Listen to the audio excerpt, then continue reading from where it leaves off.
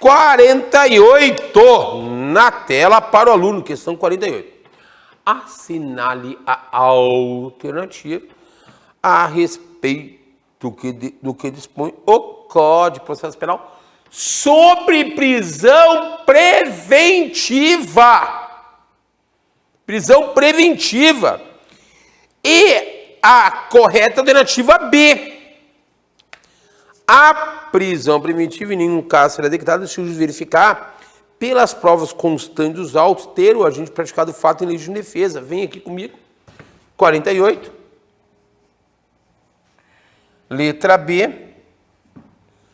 Artigo 314 do CBP.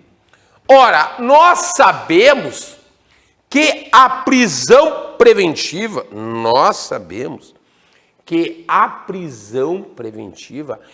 é uma modalidade de prisão provisória. E a prisão preventiva, o estudo da prisão preventiva está regulado do artigo 311 ao 316 do CBP. E nós sabemos que o 314 diz, né, que, por exemplo, tá, num auto de prisão em flagrante, que a pessoa, em tese, ela é presa em flagrante delito pela autoridade policial. O delegado analisa aquele auto de prisão em flagrante. Tá? Ele lava o flagrante, é encaminhado ao juiz e, por exemplo, o MP requer na audiência de custódia de prisão preventiva. O juiz verifica em tese, que a pessoa praticou o fato numa legítima defesa, amparado por uma causa que exclui, por exemplo, a ilicitude, aqui não é a pena. O juiz, nesse caso, não decreta preventiva. É até uma coisa óbvia, mas está na lei. Então, você vê que a banca examinadora procurou ver se você conhecia as regrinhas sobre prisão preventiva, do 311 ao 316 CBP, e perguntando, nesse caso, sobre o 314. Tá? E a legítima defesa é uma causa que exclui licitude, né? Que exclui antijuridicidade. Na tela 49, assinale a alternativa correta, segundo a Lei Federal número 9.099/95, no que diz respeito ao Juizado Especial Criminal. E a correta é a alternativa B. Os atos processuais, tá? Os atos processuais no Juizado Especial serão públicos e poderão relacionar no turno e em qualquer dia da semana, como uma audiência, por exemplo, no GCRIM. Pode, a lei diz isso. Então, vamos botar aqui 49. Basta conhecer a lei, né? Artigo 65, né? Da Lei 9.099 de 95, tá? Então, basta aqui conhecer a Lei 9.099 de 95, que trata sobre o Juizado Especial Criminal a partir do artigo 60, né? Que trata aqui a partir do artigo 60, tá? Na verdade, é o artigo 64, né? Acho que aqui tá colado errado, né? 64, só aqui, perdão, né? Artigo 64 aqui da Lei do Juizado Especial Criminal, tá? Então, aqui basta conhecer a lei, né? E você vê a letra A, coloca aí de novo a letra A, porque é importante. São considerados crimes de menor pessoa ofensiva aqueles cuja pena máxima não é superior a 3 anos. Não, isso viola o que está escrito no artigo 61. Para ser uma infração de menor potencial ofensivo, volta aqui para mim, tem que ser uma contravenção penal ou qualquer crime da nossa lei penal em que nós vamos olhar a pena máxima, ela não ultrapasse 2 anos, né? Aí sim é uma infração penal de menor potencial ofensivo, né? Menor potencial ofensivo, e o autor irá responder perante o GCRIM, né? perante o GCRIM, perante o Juizado Especial Criminal, tá? Perante o Juizado Especial Criminal. Então, questãozinha tranquila, né? Bastava aqui o aluno, né? A aluna conhecer a lei. Conhecer a lei, tá? Ficou claro? Conhecer a lei. 50 na tela. De acordo com a Lei 13.869 de 2019, que trata dos crimes de abuso de autoridade, é incorreto afirmar que gabarito oficial, né? Letra A, que diz assim, ó, a ação privada subsidiada pública, o crime é de ação penal pública, né? Mas o MP não age no prazo legal, então a vítima pode, ela, ajuizar uma queixa-crime com seu advogado e processar o réu no lugar do MP, uma ação penal privada subsidiada pública, será exercida no prazo de 6 meses, contada a data em que se esgotar o prazo para subir recebimento da denúncia incorreta. 50, alternativa A. Incorreto com fundamento no artigo 3º, parágrafo, no artigo 3º, certo? Parágrafo, segundo a Lei 13.869 de 2019. Artigo 3º, parágrafo 2º da Lei 13.869 de 2019, que dispõe sobre o crime de abuso de autoridade.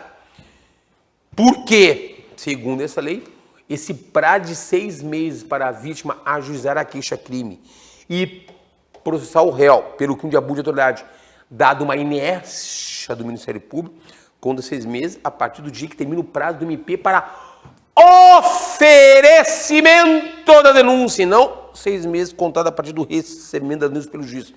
Porque se ele recebeu a denúncia, o MP agiu, né? Aí não cabe ação penal privada subsidiada pública, né?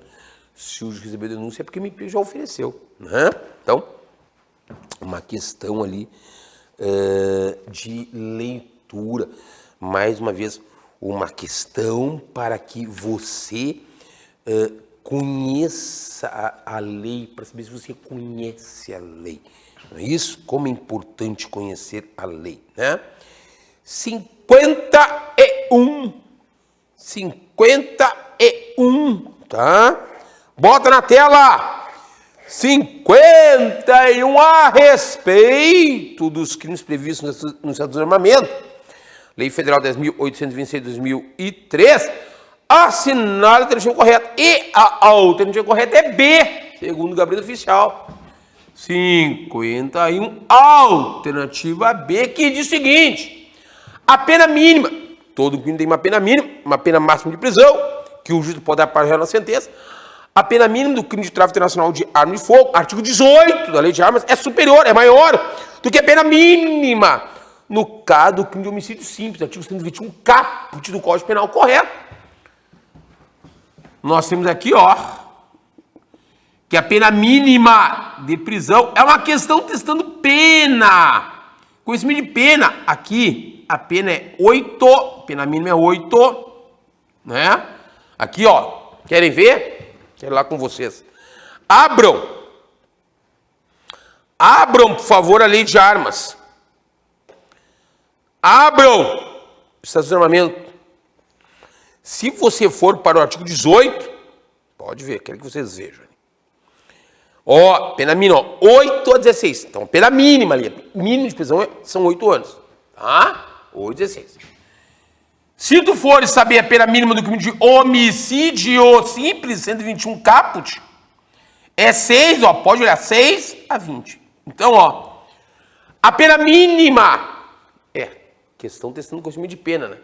Pena mínima do crime de tráfico internacional de armas é superior à pena mínima de prisão do crime do artigo 121. Tinha que conhecer pena aí. Só que a alternativa B, melhor, D, diz o seguinte, o crime de omissão de cautela, que é o artigo 13, é de menor potencial ofensivo. Também está correto. Porque o crime de omissão de cautela é do artigo 13, pena detenção de 1 a 2 anos e multa. 1 a 2 anos e multa. Então, o artigo 13 da Lei de Armas é, sim, uma infração penal de menor potencial ofensivo. É um crime de menor potencial ofensivo. Nos termos do artigo 61 da Lei 9.099/95. Nós temos duas aí corretas, né? A, B e D. O crime de omissão de cautela, que é o artigo 13 da Lei de Armas, é de menor potencial ofensivo. Sim, é um crime de menor potencial ofensivo nos termos do artigo 61 da Lei 9.099 de 95. Correto. Então, questão que também merece anulação, segundo nós entendemos, né? Pelo texto daqui. O crime de omissão de cautela, artigo 13, é de menor potencial ofensivo. Sim, é um crime de menor potencial ofensivo. É uma espécie de infração de menor potencial ofensivo, tá? 52 agora. Vamos para a questão 52.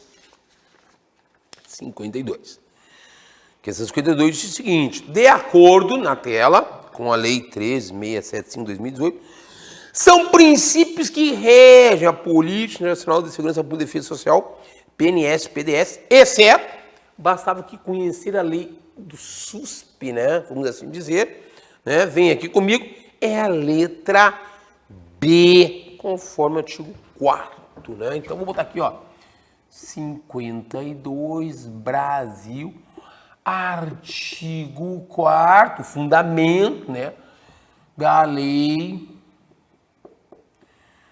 13.675 de 2018. Tá aí, lei do SUSP, do Plano Nacional de Segurança Pública. Bastava conhecer a lei, né? Bastava ler a lei do SUSP. Né? A gente sabe que quando cai esse tipo de legislação, como a do SUSP, nós alertamos em aula, né? Ó, isso aqui é leitura de lei, né? Não podemos perder questão desse tipo. Não podemos perder questão desse tipo. Porque a gente sabe que se perguntam esse tipo de questão, vão perguntar cópia de lei. Eu tenho que saber dominar a lei, né? Quanto mais a gente domina a lei,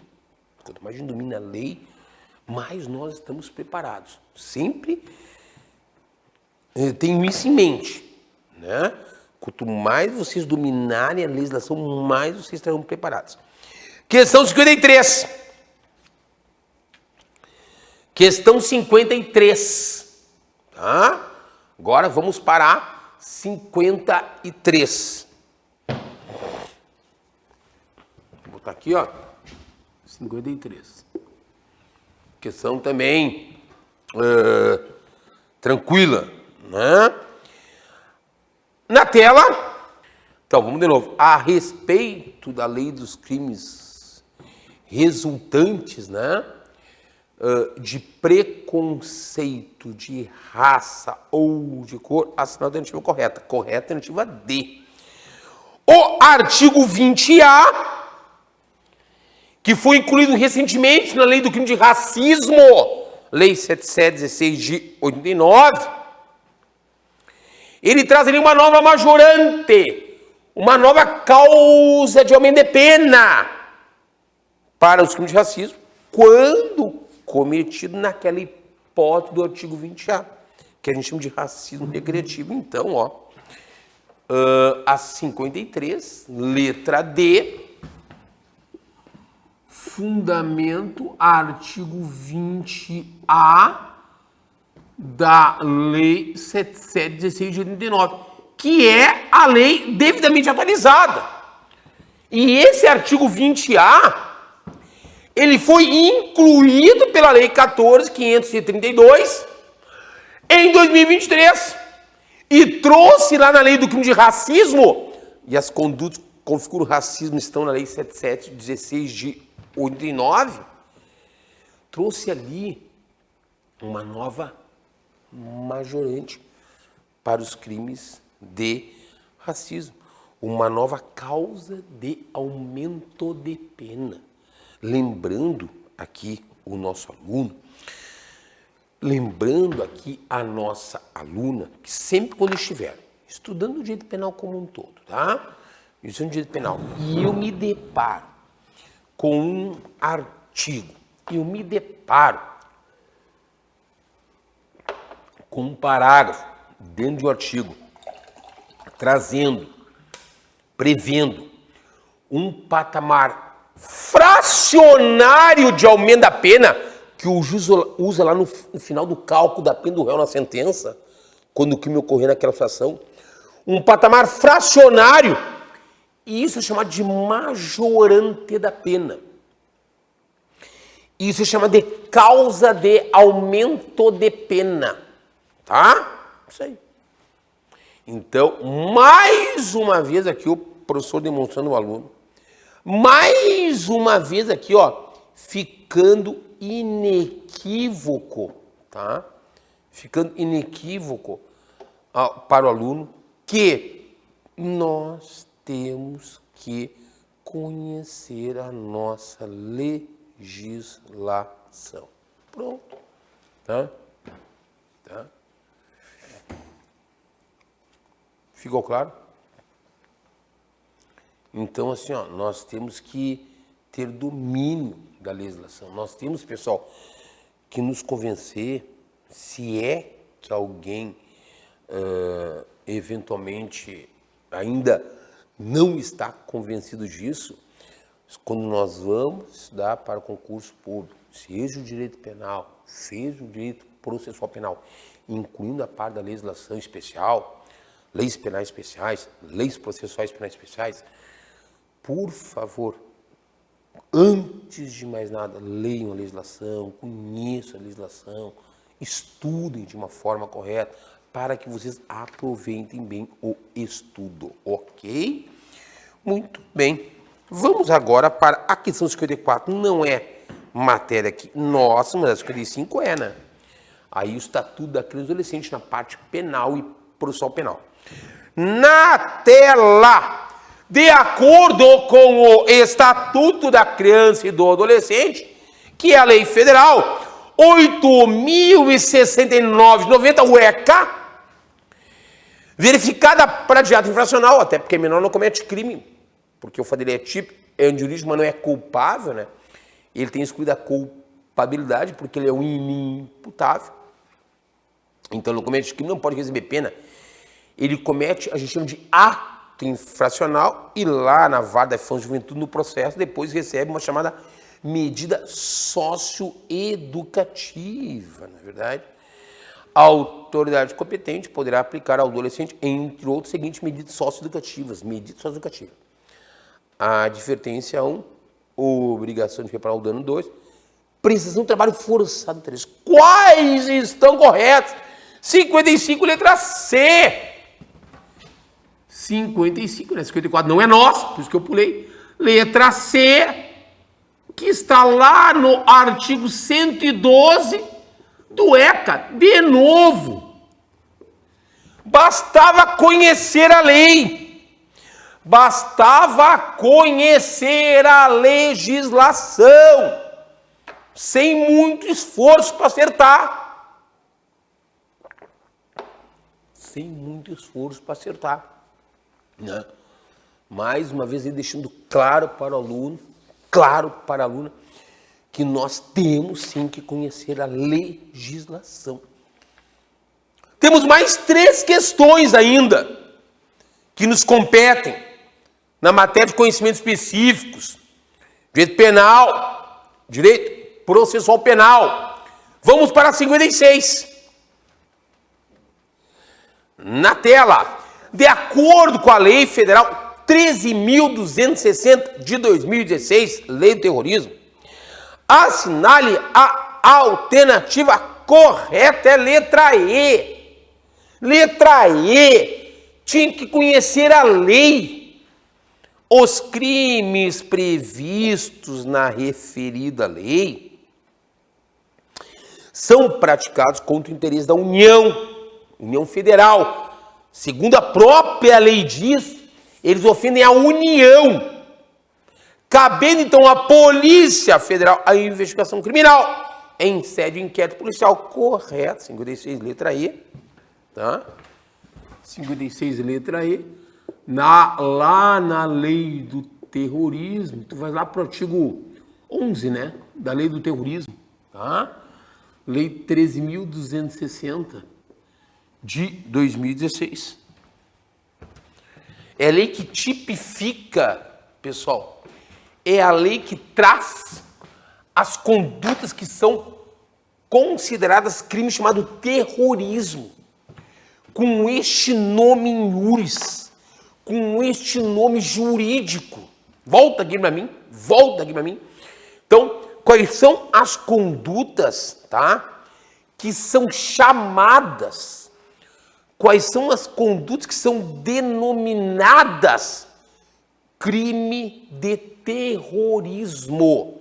Lei 13.260 de 2016. E nós sabemos que quando o crime ofende a União, a investigação caberá à PF. Ela que vai fazer o inquérito, a investigação, e o processo correrá na Justiça Federal em tese, né? E a própria lei diz isso em seu artigo 11. Então, de novo, assim, ó, né, nessa questão aqui, sobre a lei do terrorismo, que é uma lei penal especial, bastava também, meu aluno, minha aluna, bastava conhecer a lei, né? Não precisava grandes conhecimentos, né? E são artigos que sempre são destacados, porque a gente sabe da importância daquele artigo, né? São destacados em aula quando se fala isso, sobre essa lei do crime de terrorismo, tá? Ficou tranquilo? Né? Não tem que pensar muito aqui, né? É aquilo que a gente diz assim, ó, basta conhecer a lei.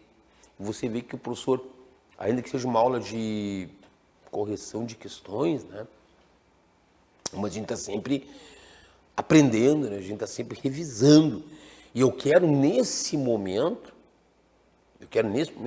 te mostrar que o estudar de forma correta te coloca à frente de muitos candidatos que também estão estudando para o concurso. E aqui de novo, no direito penal, aqui de novo, no direito processual penal, eu insisto, conheçam a legislação, leiam a legislação com vagar, leiam a legislação com atualização e, procurando o cara em aula, seguir como destaque aqueles artigos que assim nós falamos, tá?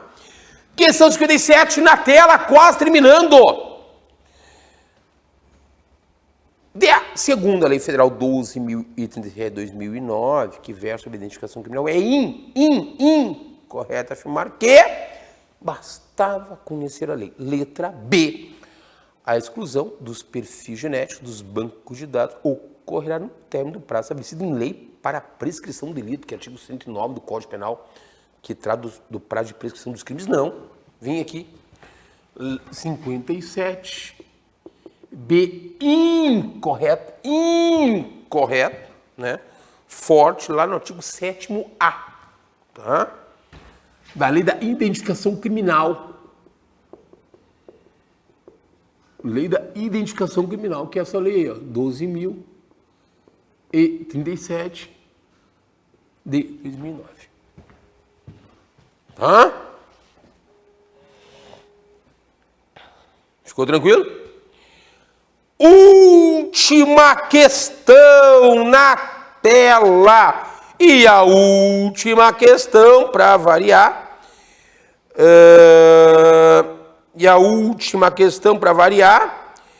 é a Lei Maria da Penha, conforme a Lei Federal 11.340.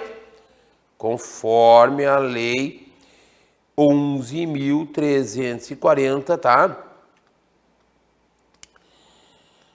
Que versa sobre a violência doméstica e familiar assinale a alternativa correta. Assinale a alternativa correta. E a alternativa correta, observando a Lei Maria da Penha, a correta aqui é 58, é a letra C. Isso aí, letra C, tá? Letra C, tá? É vedada, é proibida, segundo a lei, a aplicação, quando a pessoa for condenada por um crime que envolva violência doméstica contra a mulher, de pena, lá na sentença, pena de prestação pecuniária, que envolve somente um pagamento em dinheiro, como a pena alternativa. Vem aqui comigo, 58, letra C, ó. O professor vai colocar aqui do lado, ó. 58, C, forte no artigo 17 da Lei Maria da Penha. Pronto. Que diz isso? Pronto. Tá aqui. Diz exatamente isso. Quando a pessoa for condenada por um crime que envolva violência doméstica familiar contra a mulher, e ele faça jus à pena alternativa, ele pode receber pena alternativa. A lei não veda a pena alternativa. E para receber uma pena alternativa à prisão, tem que preencher os requisitos do artigo 44 do Código Penal. Tá? E o juiz substitui, então, a pena de prisão por uma pena alternativa na sentença. E nós temos várias espécies de penas alternativas. E umas, como a multa, como a prisão pecuniária, não pode dar ao réu na sentença somente uma pena alternativa que importa o pagamento de dinheiro, mas pode outras. Prestação de serviço de comunidade, limitação de final de semana, perda de bens e valores que não somente uma que importa dinheiro, porque isso é uma espécie de pena alternativa, mas ao condenado por crime que envolve violência doméstica familiar contra a mulher, esse tipo de pena de forma isolada não pode, né? Só olha ali, coloca ele de novo, o artigo, a letra D, fala que o artigo 7º dessa lei estabelece de forma taxativa, sublinha isso, as formas de violência doméstica familiar contra a mulher. E esse artigo 7º, até citei na própria aulão pré-prova, né? É um artigo importante, está aí de novo na prova, né? Só que ele não é taxativo, né? Tanto que se você olhar a própria Lei Maria da Penha, volta aqui para mim, no artigo 7º, lá fala, dentre outras, né? O artigo 7º cita alguns tipos de violência doméstica familiar do qual a mulher tem a proteção especial, né? Do qual a mulher tem a proteção especial. E a lei, então não é um artigo taxativo, não é um rolo fechado. Ali traz alguns exemplos de violência doméstica familiar da qual a mulher tem proteção especial. Pessoal, todas as questões de conhecimento específico de penal e processo penal corrigidas, dado o fundamento, né, alertado sobre o possível recurso administrativo, e nós estamos sempre à disposição. Fiquem com Deus. Tendo dúvida, mandem mensagem que nós vamos responder. Até mais!